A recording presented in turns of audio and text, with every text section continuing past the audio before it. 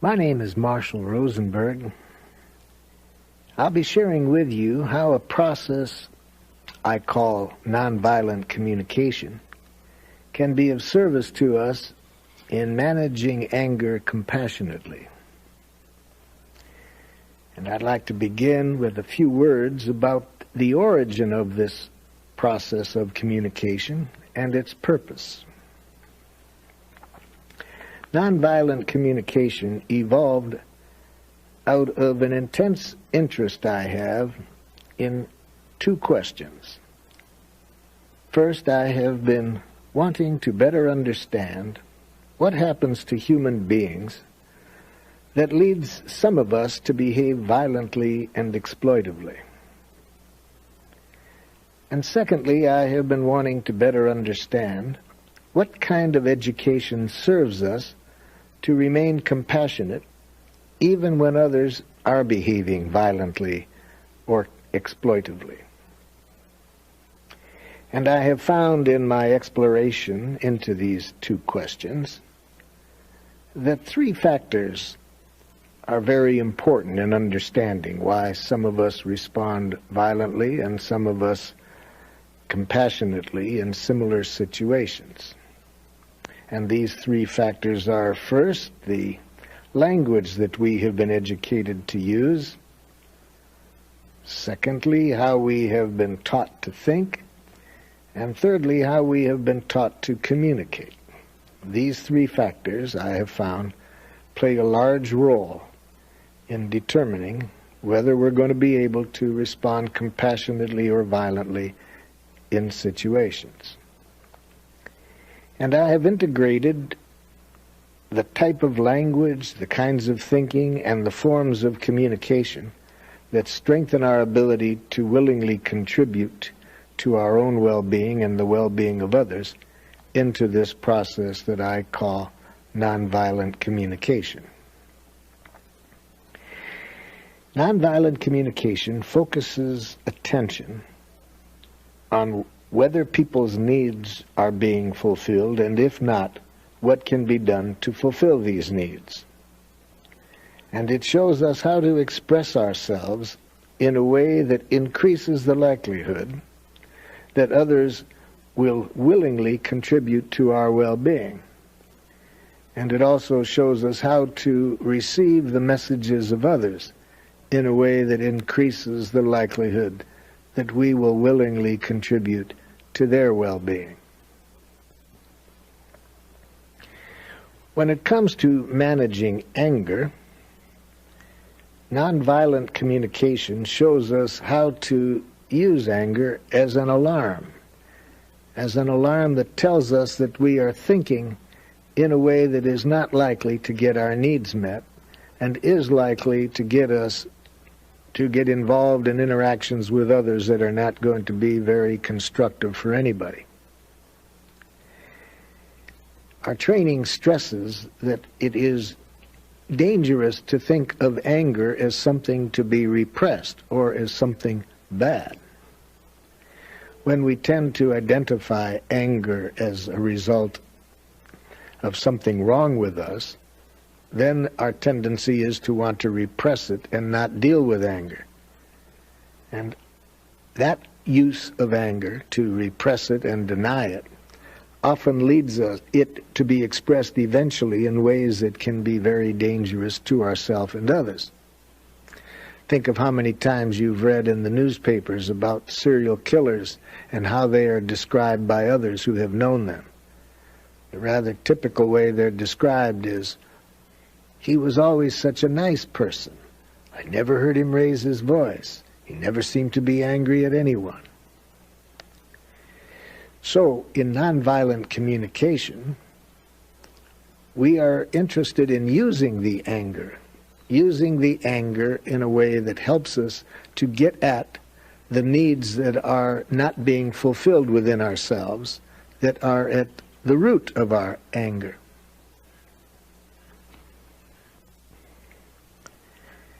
Many of the groups that I work with around the world are very concerned about any belief about anger that it is to be repressed. Many of these groups have seen how anger, when we teach people that it is bad, can be used to oppress people by getting them to tolerate whatever is happening to them. So what we want to do in using nonviolent communication to manage anger is to go more deeply into it, to see what is going on within ourselves when we are angry, and to be able to get at the need, which is the root of anger, and fulfill that need. To do this involves several steps, and I will go over these steps by using an example of a young man in a prison in Sweden that I was working with in a training session that I was doing for prisoners, showing them how nonviolent communication can be used to manage our anger. The first step in handling our anger using nonviolent communication is to be conscious that the stimulus of our anger is not the cause of our anger. That is to say that it isn't simply what people do that makes us angry, but it's something within us in response to that that is really the cause of the anger. This requires our then to be able to separate the stimulus from the cause. In the situation with the prisoner in Sweden, the very day that we were focusing on anger, it turned out that he had a lot of anger in relationship to the prison authorities. So he was very glad to have us be able to deal with anger on that day. And I asked him what it was that the prison authorities had done that was the stimulus for his anger. And he answered, "I made a request to them 3 weeks ago, and they still haven't responded." Well, he had answered the question in a way that I wanted him to. He had simply told me what they had done. He hadn't mixed in any evaluation, and that is the first step in managing anger in a nonviolent way, to simply be clear what the stimulus is, but not to in any way mix that up with some judgments or evaluation. The second step involves our being conscious that the stimulus is never the cause of our anger. That is, it isn't simply what people do that makes us angry, but it's our evaluation of what has been done that is the cause of our anger, and a particular kind of evaluation. Nonviolent communication is built on the premise that anger is the result of life-alienated ways of evaluating what is happening to us. Life-alienated in the sense that it isn't directly connected to what we are needing or what the people around us are needing, but instead it is based on a way of thinking that implies wrongness or badness to others for what they have done. There are several ways that we can evaluate any stimulus that occurs in our lives. In this case of the prison officials not responding for 3 weeks to his request, he could have looked at the situation and taken it personally as a rejection. Had he done that, he would not have been angry. He might have felt hurt. He might have felt discouraged, but he wouldn't have felt angry. A second possibility, he could have looked within himself and seen what his needs are. And we're going to show later that this is a way of thinking that is most likely to get our needs met when we are more directly focused on them. Had he been directly focused on his needs, as we will see later, he would not have been angry. He might have felt, which is, it turned out he was, when we got him in touch with his needs, he was scared. Or another possibility, we could look at things in terms of what needs the other party was experiencing that led them to behave as they did. This kind of understanding with the needs of others does not leave us feeling angry. In fact, when we are really directly connected with the needs of others, at that point at which we are understanding them, we're really not in touch with any feelings within ourselves, because our full attention is on the other person. The other way that we can look at things, which is we will find always at the base of anger, is to think in terms of the wrongness of other people for behaving as they did. So in nonviolent communication, we are recommended to tell ourselves when angry, I'm feeling angry because I am telling myself, and then to look for what kind of life-alienated thinking is going on within our head that is creating our anger. In the case of the prisoner, when he told me that he was angry and that the stimulus for his anger was that the prison officials hadn't responded for 3 weeks to his request, I asked him to look inside and tell me what the cause of his anger was. And he seemed confused, and he said to me, I just told you the cause of my anger. I made a request 3 weeks ago, and the prison officials still haven't responded to it. I told him, now what you told me was the stimulus for your anger. In our previous sessions, I've tried to clarify for you that it's never simply the stimulus that creates our anger, that the cause is how we look at things.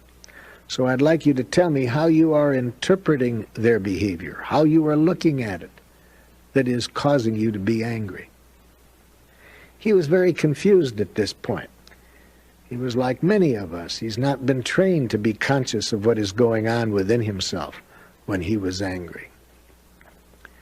So I had to give him a little help to get an idea of what I meant about how to just stop and listen to the kind of thoughts that might be going on inside of us that are always at the core of anger. After a few moments, he said to me, okay, I see what you mean. I'm angry because I'm telling myself it isn't fair. That isn't a decent way to treat human beings. They're acting as though, they're important and I'm nothing. And he had several other such judgments that were floating rapidly in his head. Notice he had said initially that it was simply their behavior that was making him angry. But it was all of these thoughts that he had within himself that was making him angry. Any one of which could have created anger. But to have a whole series of such judgments, they're not fair, they're not treating me right, all such judgments are the cause of anger. Once we had identified this, he said to me, well, what's wrong with thinking that way? And I said to him, I'm not saying there's anything wrong with thinking that way. I'm just wanting you to be conscious that it's thinking that way which is the cause of your anger. And we don't want to mix up what people do with the cause of anger. Now this is very hard for many of us to keep straight, to not mix up the stimulus of our anger for the cause of our anger.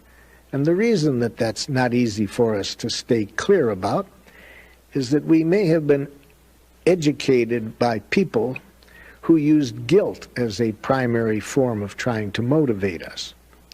And when you want to use guilt as a way of manipulating people, you need to confuse them into thinking that the stimulus is the cause of the feeling, in the sense that if you want to use guilt with somebody, you need to communicate in a way that indicates that your pain is being caused simply by what they do. In other words, their behavior is not simply the stimulus of your feelings, it's the cause of your feelings. So if you are a guilt-inducing parent, you might say to a child, it really hurts me when you don't clean up your room. Or if you are a guilt-inducing partner in an intimate relationship, You might say to your partner, "It makes me angry when you go out every night of the week." Notice in both of those examples, the speaker is implying that the stimulus is the cause of the feelings. You make me feel. That makes me feel. I'm feeling because you. But if we are to manage anger in a way in harmony with the principles of nonviolent communication, it's important for us to be conscious. I feel because I am telling myself thoughts about the other person or the other person's actions that imply wrongness on their part. And such thoughts take the form of either judgments such as, I think the person is selfish, I think the person is rude or lazy, or manipulating people and shouldn't do that. It's taking either that form of direct judgment of others or indirect judgments expressed through such things as, I'm judging this person as thinking only they have anything worth saying, where it's implicit that that isn't right. So the first step in expressing our anger, managing it in harmony with nonviolent communication, is to identify the stimulus for our anger, and without confusing it with our evaluation. And the second step is to be conscious that it is our evaluation of people in the form of judgments that imply wrongness that is the cause of our anger. Now, the third step involves looking for the need that is the root of our anger. This is built on the assumption that we get angry because our needs are not getting met. However, we're not in touch with our needs. We go up, instead of being directly connected to our needs, we go up to our head and start thinking of what's wrong with other people for not meeting our needs. So the judgments that we make of other people that are the cause of our anger are really alienated expressions of needs. Over the years, I have come to see that these kind of judgments of others that make us angry are not only alienated expressions of our needs, but at times they look to me like they are suicidal, tragic expressions of our needs. Because when we go instead of to our heart and get connected to what we are needing and not getting, if instead we direct our attention to judging what is wrong with other people for not meeting our needs, a couple of things are likely to happen. First, our needs are not likely to get met, because when we are judging other people as wrong in some way, if we say it out loud, these judgments usually create more defensiveness than learning. Or certainly they don't create much cooperation. Even if people do things that we would like them to do after we have judged them as wrong or lazy or irresponsible, they will be doing these actions with an energy that we will pay for. Because when we are angry, because we are judging people, and we express these judgments to them, either verbally or through our nonverbal behavior, they pick up that we are judging them as wrong in some way. Even if people then do what it is that we would like them to do, they are likely to be motivated more out of fear of being punished, fear of being judged, out of their guilt or shame, than out of compassion in relation to our needs. And when we are using nonviolent communication, we remain conscious at all times that it's as important why people do what we would like them to do as that they do it. So we are conscious that we only want people to do things willingly and not do things because they think they're going to be punished or blamed or guilted or shamed if they don't. So This requires that we have a literacy and a consciousness of our needs, that we be able to get in touch with the needs that are behind the judgments that are making us angry. For it's when we can clearly express the needs to others that others have a much greater likelihood of responding compassionately to whatever it is that we would like. In the case of the prisoner from Sweden, after we had identified the judgments that he was making that were creating his anger, I asked him to look behind the judgments and tell me what needs of his were not getting met, that were being expressed through the judgments he was making of the prison officials.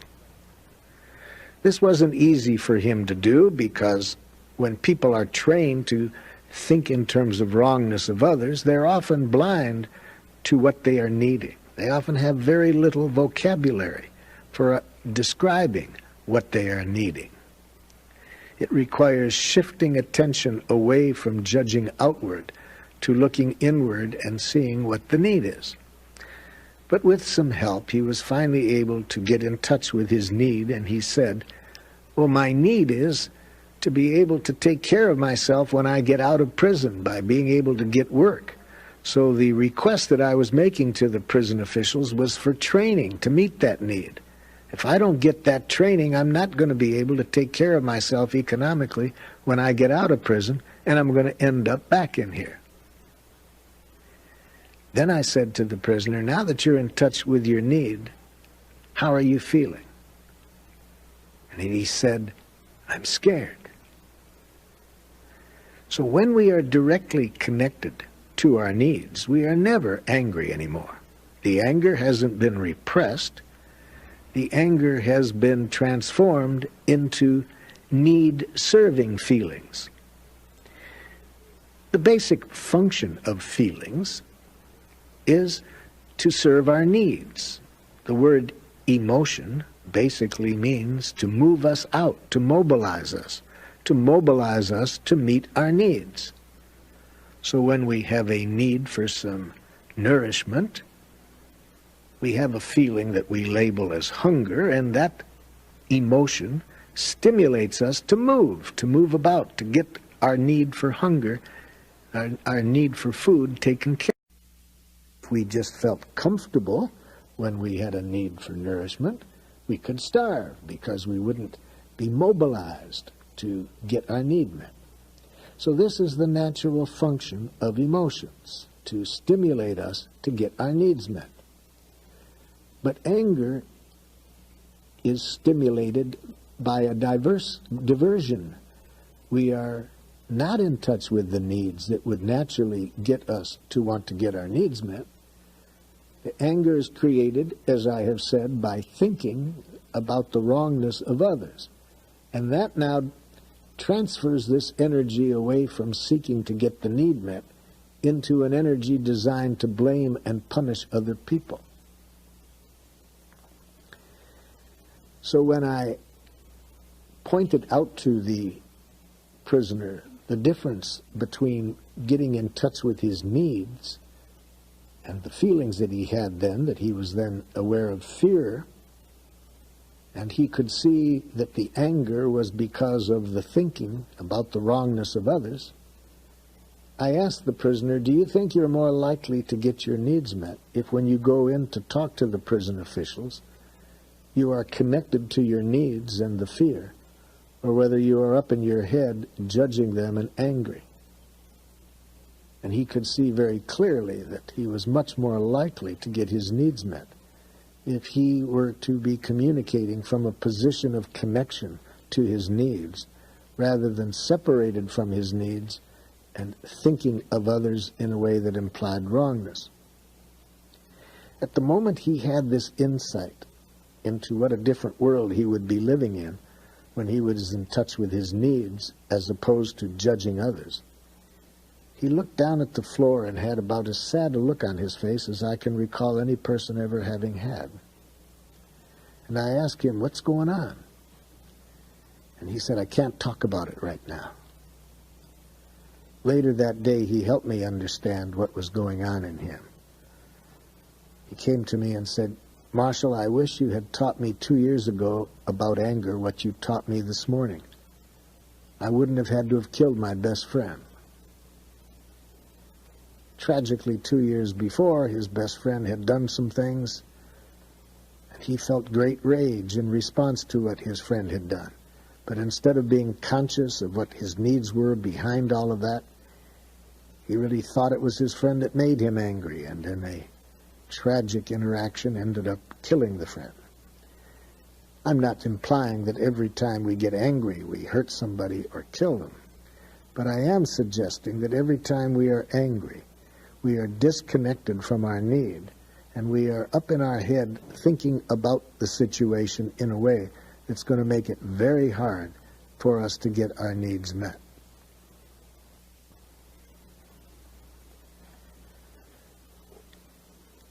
A very important step that I have just outlined is this one that requires us to be conscious of the thinking that is creating our anger.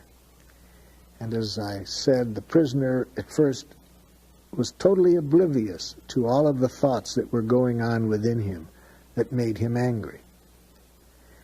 And the reason for this is that our thoughts go on very rapidly, and many of our thoughts go so quickly through our head that we are not even aware that they're there. And it really looks to us as though it was the stimulus that was the cause of our anger. I was one time working in a correctional school for delinquents, and I had an experience that really helped me to learn this lesson, that it is never the stimulus that causes the anger, that there's always between the stimulus and the anger some thought process that's going on. On 2 successive days, I had remarkably similar experiences, but I had quite different feelings on the 2 days. The experience in both situations involved my being hit in the nose, because on 2 successive days, I was involved in breaking up a fight between 2 different students, and in both cases, as I was involved in breaking up the fight, I caught an elbow in the nose. On day 1, I was furious. On day 2, even though the nose was even sorer, of course, than it was on the first day, I wasn't angry. Now, what was the reason why I would be angry in response to the stimulus on day 1, but not on day 2? Now, first of all, in the first situation, if you had asked me at the moment right after I'd been hit in the nose why I was angry, I would have had trouble finding the thought that was making me angry. I probably would have said, well, I'm obviously angry because the child just hit me in the nose. But that wasn't the cause. As I looked at the situation later, it was very clear to me that the child whose elbow hit me in the nose on day 1 was a child that I was thinking of before this incident in very judgmental terms. I had in my head a judgment of this child as a spoiled brat. So as soon as his elbow hits my nose, I'm angry. It seemed that was it, that just as soon as the elbow hit my nose, I was angry. But between that stimulus and the anger flashed within me this image of this child being a spoiled brat. Now, that all happens very fast, but it was the image of spoiled brat that made me angry, not... Now, on the second day, I carried quite a different image into the situation of that child. That child I saw more as a pathetic creature than a spoiled brat. And so when the elbow caught my nose, I wasn't angry. I certainly felt physical pain, but I wasn't angry, because a different image flashed through my mind rather than the judgmental image spoiled brat, which caused the anger. So these images happened very quickly, and it can easily trick us into thinking that the stimulus is the cause of our anger. So now I have outlined 3 steps in managing our anger using nonviolent communication: the identification of the stimulus for our anger without confusing it with the evaluation. Second, the identification of the internal image or judgment that is making us angry. And third, the transformation of this judgmental image into the need that it's expressing. In other words, bringing our full attention to the need which is behind the judgment. Now, these 3 steps are done internally. We're not saying anything out loud. We are simply becoming aware that our anger is not caused by what the other person has done, but by the judgment, and then we are looking for the need behind the judgment. Now, the 4th step involves what we would actually say out loud to the other person after we have made this transformation. The transformation I'm referring to is this transforming the anger into other feelings by getting in touch with the need behind the judgment creating the anger. The 4th step involves now saying to the other person 4 pieces of information. First, we reveal to them the stimulus, what they have done, in other words, that is in conflict with our needs being fulfilled. Secondly, we express how we are feeling.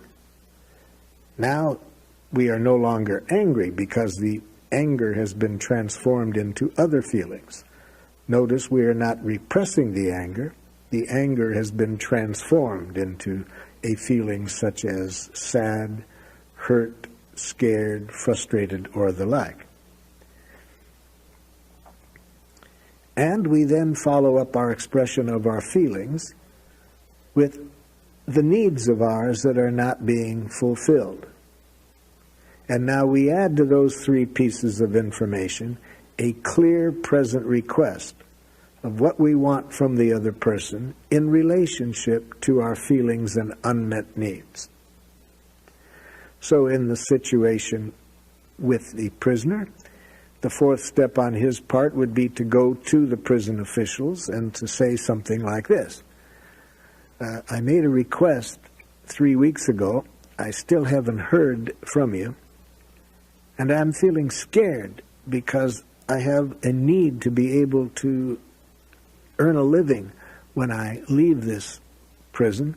And I'm afraid that without the training I was requesting, it will be very hard for me to make a living.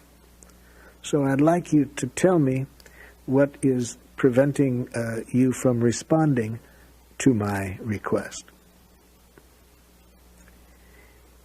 Now, notice that to communicate that on the part of the prisoner required a lot of work on his part. He needed to be conscious of what was going on in him. He needed some help getting connected to the need behind that.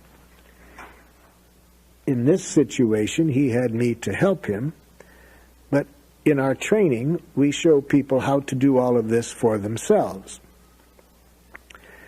So when we are stimulated by another person in a way that we are starting to get angry, we need to manage that in the following ways. If we are sufficiently trained in getting in touch with the need behind the judgments, we can take a deep breath and very rapidly go through the process that I led the prisoner through. In other words, as soon as we catch ourselves getting angry, we take a deep breath, stop, look inside, ask ourselves quickly, what am I telling myself that's making myself so angry?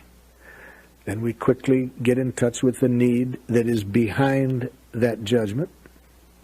And when we're in touch with the need, we'll feel in our body this shift away from the anger to other kinds of feelings. And then when we're at that point, we can open our mouths and then say to the other person what we're observing, feeling, needing, and add to that the request.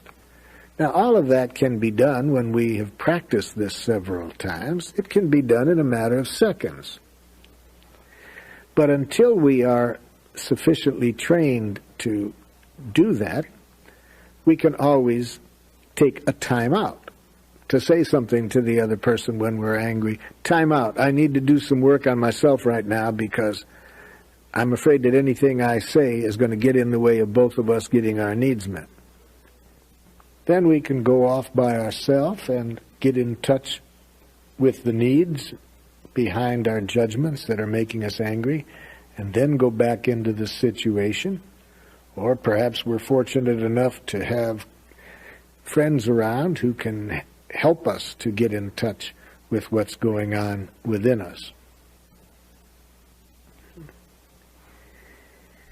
Now, if we can handle our anger this way when we're with people, take a deep breath and get connected to the anger, to the judgments making us angry, and then to the needs behind the judgments, very often it would be to our advantage if we're able to do it before following that fourth step of opening our mouth and expressing the four things, the observations, the feelings, the needs, and the request. It would be to our advantage if we could, before we express ourselves, show some empathic understanding of what was going on in the other person to lead them to behave as they did. For example, I was once in a situation where I heard a person make a statement about an ethnic group, and my reaction was to get very angry. I took a deep breath. I identified that I was judging this person as a racist. It was that judgment making me angry. I got in touch with the needs behind that. And then I took a deep breath and decided that if I expressed this to this person at this point, I really sensed that I didn't have much chance of his being able to hear me, because I could see that he was feeling very upset himself. So what I did was to try to first understand his feelings and needs before expressing the feelings and needs that were behind my anger.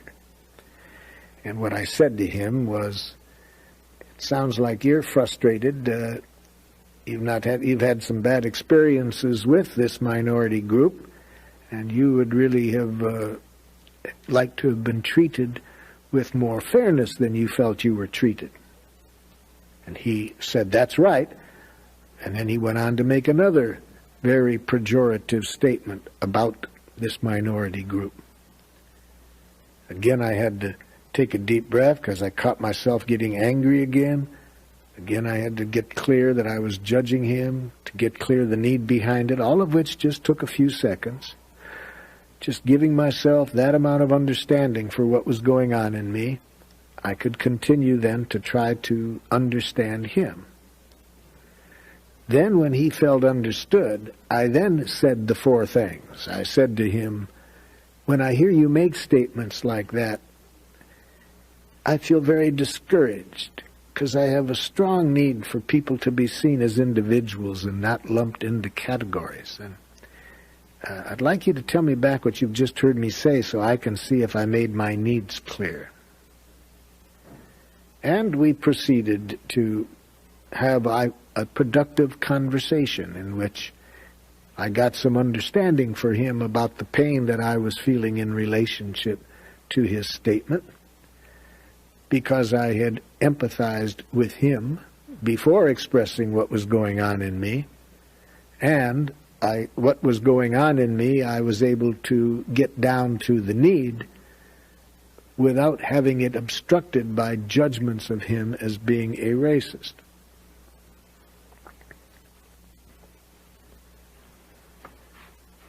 Now, if we are to be able to manage our anger when it comes up in the way that I'm outlining, a key part of it is this ability to both identify the judgment making us angry and to quickly transform it into the need that is behind the judgment. We can develop our ability to do this quickly enough to do it in real situations, if we can practice identifying judgments and translating them into needs. So an exercise I would recommend to you is to list the kind of judgments that are likely to go on inside of you when you are angry. You might want to think of the most recent times that you have gotten angry and ask yourself and write down what you were telling yourself that was making you angry. When you have made an inventory of the kind of things you tell yourself in different situations that make you angry, you might then go back over this list and ask yourself, what was I needing that was being expressed through that judgment? And the more time we spend making these translations of judgments into needs, that will help us then in being able to follow these procedures for expressing anger more quickly in real-life situations. I would like to conclude this discussion of anger by saying some things about the concept of punishment. The kind of thinking that leads us to be angry is thinking that implies that people deserve to suffer for what they've done.